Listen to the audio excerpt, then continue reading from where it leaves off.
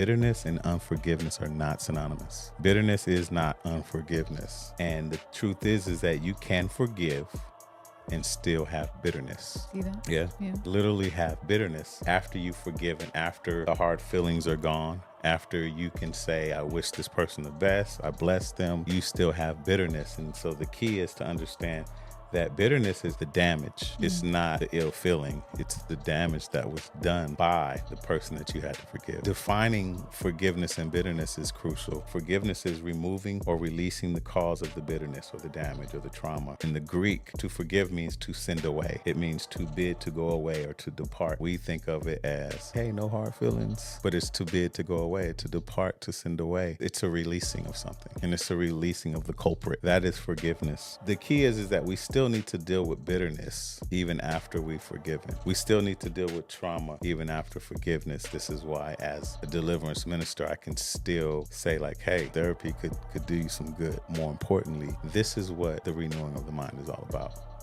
I could see how someone could not even recognize the bitterness at play in their life or in that relationship with that person or even other people because it's so deeply rooted.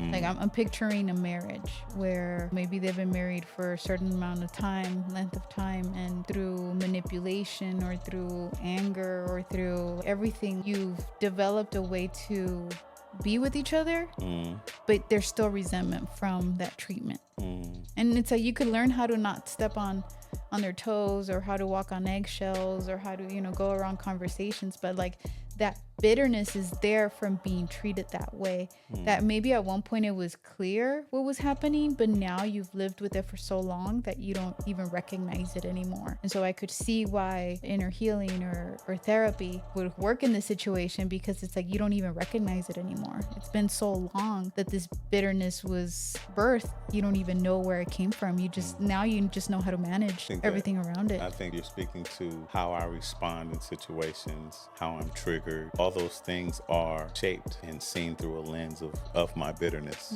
and wherever that bitterness came from. And so the confusion can be, is this bitterness because of what you did to me or because of this particular situation, or is how you treated me bitterness from, who knows, childhood? Because that's what we're finding most likely is that the majority of people's issues and trauma and baggage actually comes from childhood and not necessarily the person that they feel they need to forgive. Oftentimes, that person just triggered the trauma. I remember early in our courtship having some type of pride that I didn't bring any baggage from my previous relationship into ours.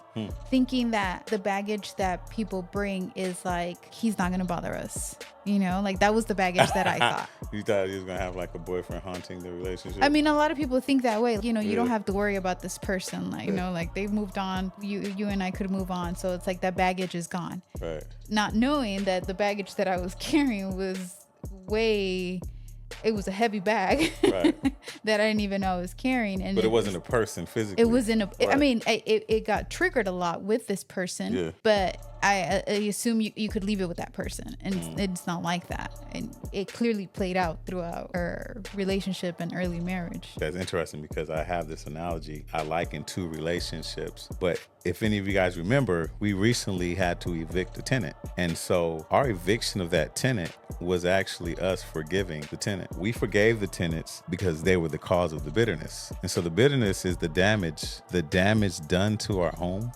There was a lot of bitterness. There was a lot of trauma, a lot of damage. We're talking holes in walls.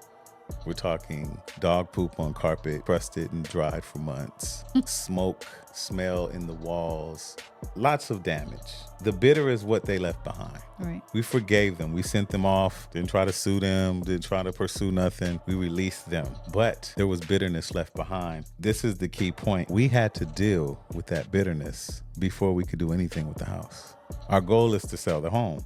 And so we had to get new carpet, repaint the house. Deep clean. We had to hire some smoke company to come get the smell out. There was a lot that had to be invested in putting this house back out on the market. This is likened to people in relationships. You may have split amicably You may have forgiven that person for how they treated you or whatever they put you through. But if you had some long toxic type relationship, you forgiving them and releasing them, there's still damage that needs to be handled before you put yourself back out on the market. Understand the damage is the part that we need to handle and address before putting ourselves back on the market. We think that if we have an amicable relationship and we cool, and that person not gonna come and interfere and deal with what I'm doing next, that we good. Right. When the truth is that the bitterness itself and the damage and the trauma is what needs to be handled and dealt with.